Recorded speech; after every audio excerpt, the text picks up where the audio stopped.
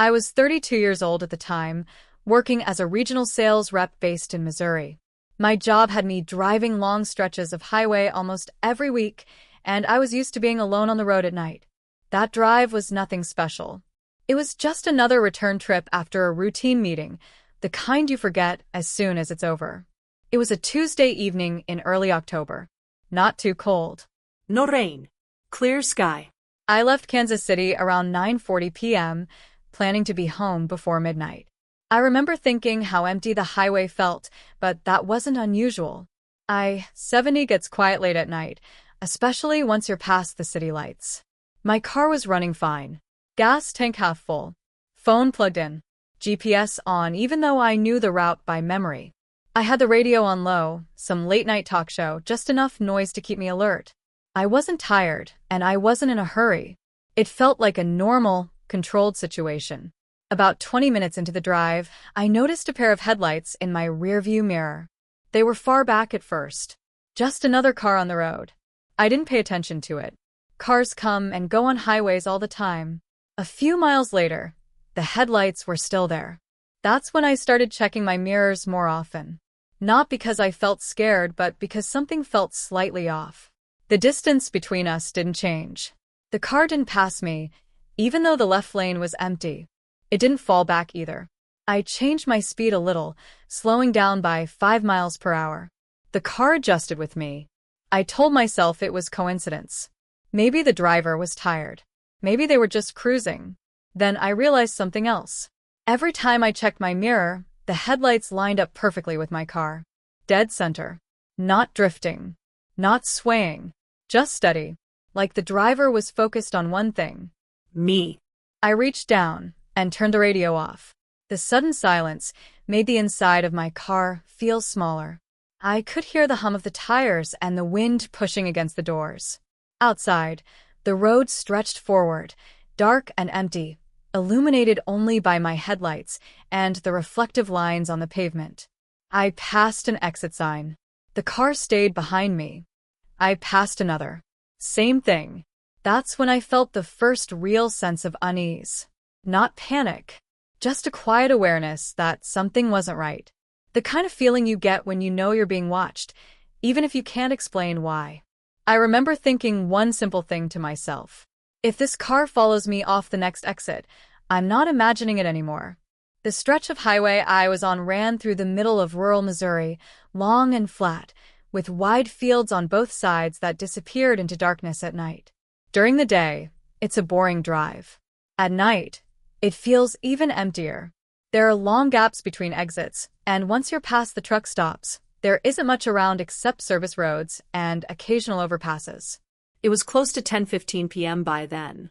The air outside had cooled, and the inside of my car felt warm and sealed off from the world. The road surface was dry, and the traffic was light enough that I could go several minutes without seeing another vehicle pass me. Every now and then, a semi-truck would roar by in the opposite direction, its headlights flashing past and then disappearing just as quickly. I was on that road because of work. I had spent the day visiting 2 clients outside Kansas City and stayed later than planned to wrap up paperwork. I could have stayed the night at a hotel, but I wanted to sleep in my own bed. I'd made this drive dozens of times over the years. It felt safer to be moving than to waste time checking into a room for just a few hours of sleep. I lived alone back then. No one was waiting up for me. I had texted a coworker earlier to let them know I was heading back, mostly out of habit. My parents lived in another state, and my friends were all scattered. Being alone on the road was normal for me. The car I was driving was a mid-sized sedan, nothing flashy. It blended in. I kept it clean and well-maintained because I relied on it for work. I had never had trouble with it on long drives, and I trusted it more than I trusted most people. As for other people, there really weren't any around.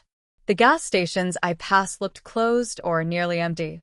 A few places still had their lights on, but I didn't see anyone moving inside. Most of the exits led to small towns that shut down early, especially on weeknights. I remember passing under an overpass where the concrete pillars cast wide shadows across the lanes. For a moment, my headlights lit up the underside of the bridge, then everything went dark again once I was through. The highway returned to its steady, hypnotic rhythm. Nothing about the situation felt dangerous on the surface. I wasn't lost. I wasn't stranded. I wasn't breaking any rules. I was just a guy driving home after work, doing something I had done many times before. If someone had asked me at that moment whether I felt unsafe, I would have said no. But that sense of quiet isolation was settling in. The farther I drove, the more the road felt like its own enclosed space, cut off from the rest of the world. It was just me, my car, and the highway stretching ahead into the dark. And somewhere behind me, that other car was still there. I tried to ignore the car behind me at first. I kept my eyes on the road and told myself not to read too much into it. Highways are shared spaces. People end up driving near each other without meaning to. That's what I kept repeating in my head. But the longer it stayed there, the harder it was to dismiss. I checked my mirrors again. The headlights were still centered behind me, the same dull yellow glow. They weren't bouncing or drifting like most cars do. They stayed steady, as if locked in place.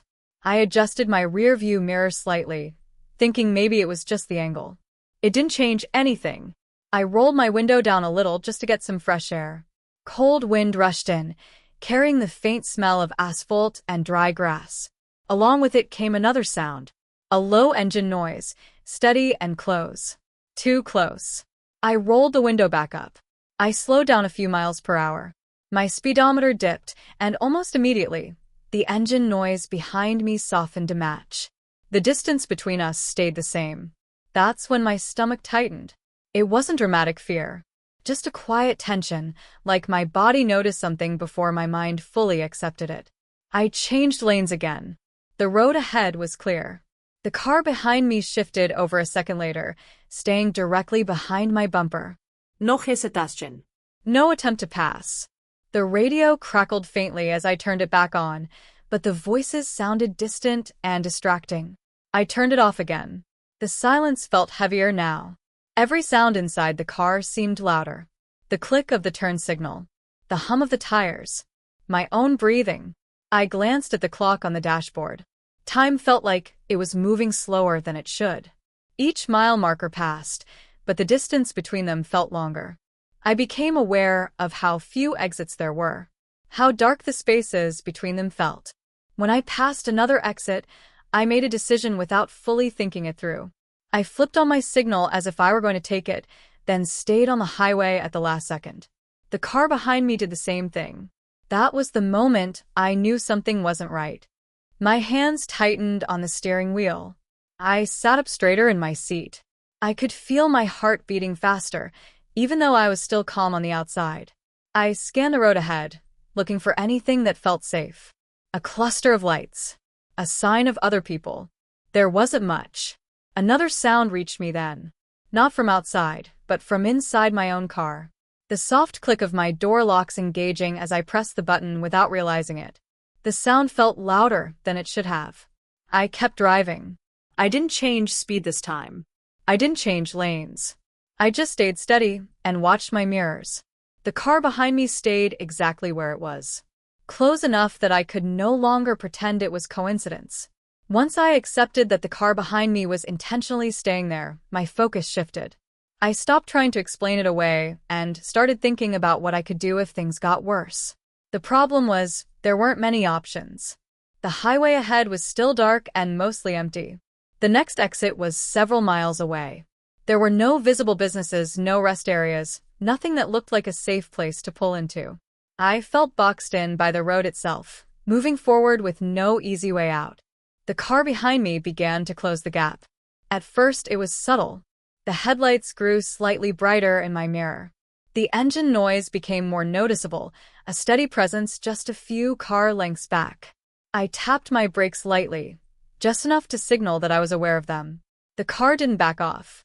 Instead, it moved closer. I could now see more detail in the headlights. One of them flickered slightly as we hit uneven pavement. That small detail stuck with me because it made the car feel more real, more intentional. This wasn't someone drifting or distracted. This was someone actively choosing to stay close. My shoulders felt tight. I realized I had been holding my breath without noticing. I forced myself to breathe slowly and keep my hands steady on the wheel. Panic wouldn't help. I needed to stay alert. I sped up a little, hoping the driver would either fall back or pass me. The speedometer climbed. The car behind me matched it almost immediately. The distance closed even more until the headlights filled most of my rearview mirror. I felt exposed. I checked my side mirrors and considered changing lanes again, but the thought of that car moving with me made my chest tighten. I didn't want to provoke anything. I didn't know what the driver's intentions were, but they were clearly focused on me. Then the car flashed its high beams. Just once. The sudden brightness filled my mirrors and then disappeared. It wasn't aggressive, but it felt deliberate. Like a signal. A way of letting me know they were there and paying attention. A minute later, it happened again. I passed under another overpass, and for a brief moment, the road was fully lit. In that instant, I caught a glimpse of the car behind me in my mirror. A dark-colored sedan. Older model. The front grille looked damaged, slightly bent inward. As soon as we were back in the dark, the headlights surged closer. I started to feel trapped inside my own car. The doors felt thin. The windows felt too large. I thought about how isolated the road was, how long it would take for help to reach me if something went wrong. My phone sat in the cup holder, screen dark. I considered calling anyone just to have a voice on the line. But I hesitated. Part of me still hoped I was misreading the situation. Then the car behind me drifted slightly to the left, just enough that I could see part of its front end in my side mirror. It wasn't trying to pass. It was lining itself up beside me. That's when the fear fully set in. Whatever this was, it was getting closer. The car stayed in my blind spot, matching my speed so closely that I couldn't see the driver clearly. I could feel my pulse in my ears now, loud and steady, but my mind felt sharp. Everything slowed down in a strange way, as if my body had switched into a different mode. The car drifted closer, just inches from my lane. I tightened my grip on the steering wheel and kept my eyes forward. I didn't want to look over again, but I couldn't stop myself. I turned my head briefly. The driver was a man. I could see his face lit by the faint glow of his dashboard. He wasn't shouting or gesturing. He wasn't smiling. He was calm. His eyes were fixed on me, not the road. That calm expression scared me more than anger would have. He eased off the accelerator and fell back behind me again. Then he surged forward. The sound of his engine jumped suddenly, and his car cut in front of mine, close enough that I had to slam on my brakes. My seatbelt locked against my chest as my car lurched forward. The tires screeched, and for a split second, I thought I was going to lose control. He hit his brakes hard. Red lights filled my windshield. I swerved to the right, my tires skidding onto the shoulder. Gravel kicked up as I fought to keep the car straight. I barely missed his rear bumper. His car stopped diagonally across the lane ahead of me. My heart was pounding now, fast and heavy. I didn't think. I reacted. I threw my car into reverse and backed up as far as I could, my eyes darting between my mirrors and the road ahead. The driver's door of his car opened. The man stepped out. He was tall and thin, wearing a dark jacket and jeans. He didn't rush. He started walking toward my car at a steady pace, like he wasn't worried about me getting away. That's when I grabbed my phone and called 911. My hands were shaking as I told the operator my location and what was happening. I could hear my own voice sounding too calm, almost detached, as if it belonged to someone else. The man reached the front of my car. I slammed the accelerator, turned sharply onto the shoulder, and drove around his vehicle. My tires bounced violently as I sped past him, close enough that I could see his face turn toward me. He didn't run after me. He just watched as I took off, the highway stretching open in front of me as I drove as fast as I could without losing control. I stayed on the line with the operator, my heart still racing, my eyes fixed on the road behind me. I didn't slow down until I saw flashing lights ahead. And even then, I kept driving until I knew I wasn't alone anymore. The state trooper pulled me over just past the next exit, where several patrol cars were already parked with their lights flashing. I rolled to a stop and put the car in park, my hands still tight on the wheel. When the officer approached, I could see from his face that he already understood how shaken I was. I told them everything while another unit stayed on the highway looking for the car. I described the headlights, the damaged grille, the way the driver had stopped in front of me. I expected them to tell me they'd catch him within minutes. They didn't. About 20 minutes later, one of the officers came back and asked me to step out of my car. He led me toward another patrol vehicle parked off to the side. His tone was calm, but serious. They had found the car. It wasn't far from where the man had blocked me. Less than 2 miles away, hidden down a service road that ran parallel to the interstate. The engine was off. The doors were unlocked. No driver inside. The officer told me they were searching the area, but he wanted to show me something first. We walked over to the abandoned sedan. Up close, it looked worse than I remembered. The front end was dented, and one headlight was cracked, explaining the flicker I'd noticed earlier. The driver's seat was pushed all the way back. On the seat, clearly visible, was a large hunting knife. In the glove compartment, they found zip ties and a roll of duct tape. In the trunk, there was a blanket and an empty gas can. No lagi. No personal items. Nothing that suggested the man was traveling anywhere. The license plate didn't match the vehicle. That was the moment the situation changed for me. Until then, part of me had still hoped it was road rage or someone trying to intimidate me for reasons I couldn't understand. But there was no innocent explanation for what they found. One of the officers told me something quietly, almost like he didn't want to say it out loud. A similar car had been reported a few weeks earlier in another county. Same behavior. Following drivers late at night. Pulling alongside them. Trying to force them to stop. They never caught the driver then either. The police searched the surrounding fields and wooded areas for over an hour. Dogs were brought in. Nothing turned up. Whoever the man was, he had left the car and disappeared into the dark. Before they let me go, an officer asked me one last question. Did he ever try to speak to you? I thought about the way the man looked at me. Calm. Focused. Silent. No, I said. He didn't need to. I drove home with a police escort for part of the way. When I finally pulled into my driveway, it was nearly 3 a.m. I sat in my car for a long time before going inside, listening to the engine tick as it cooled. The next day, an officer called to tell me they still hadn't identified the man. The case was open, but there were no leads. And that's when I realized something that still bothers me. If I hadn't sped up when I did, if I had pulled over like he wanted, there would have been no witnesses. Just an empty stretch of highway. And a car that never made it home. Even now, years later, I can't shake the memory of that night. I drive the same stretch of highway occasionally, mostly during the day, but even the thought of the empty lanes at night makes my stomach tighten. It wasn't just the car or the man, it was how deliberate he had been. Calm, silent, and focused on me. Not random. Not a mistake. He knew exactly what he was doing. Sometimes, when I'm driving late and the roads are quiet, I catch a pair of headlights far behind me and my pulse jumps before I even realize they're real. It's probably nothing. Most of the time it is. But there's a lingering thought I can't escape. What if it's him? Or someone like him? Someone who watches, waits, and knows how to make a driver feel completely trapped? I've thought about reporting what happened again, following up on old leads. But the truth is, there's nothing new. No evidence. No witnesses. The car was found, but the man vanished into thin air.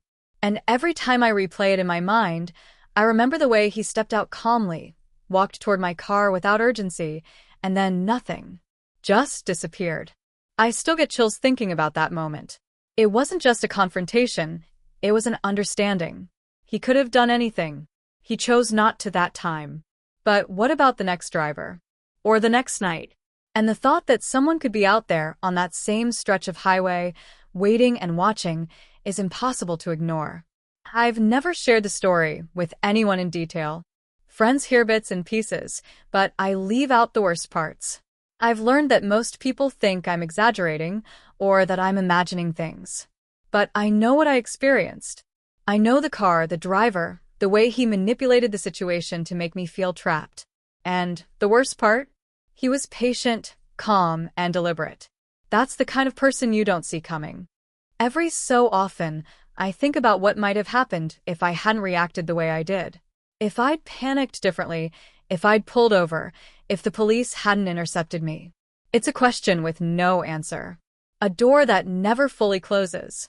Even in daylight, the stretch of road feels different to me now. The wide fields that used to seem empty and peaceful feel exposed. The overpasses, the service roads, the dark gaps between exits, they all feel like potential hiding spots. My mind fills in shapes and shadows I know aren't really there. I've caught myself slowing down, checking behind me more than necessary, or avoiding that route entirely late at night. Sometimes, late at night, I swear I see a pair of yellow headlights in the distance, far behind me, staying perfectly aligned with my car. I tell myself it's a coincidence, that it's another tired driver. But a part of me knows better. And I can't stop thinking, the highway doesn't forgive. It doesn't forget. And whoever that man was, he might still be out there, waiting for the next driver who thinks it's just a quiet night on a familiar road. Because the truth is, I'll never know who he really was, or if I was lucky that night, or just one of the few who got away. The roads are long, empty, and dark. And somewhere out there, the headlights are still waiting. And when you're alone on a highway late at night, it's impossible to tell if they're real, or if you're about to become the next story. Even now, sometimes I lie awake thinking about the headlights. How he stayed so calm, so patient. How easily he could have ended everything. The memory isn't just in my mind. It's in my chest, in the way I feel every time I drive past that stretch, and in every quiet night when the world seems empty and safe. It isn't.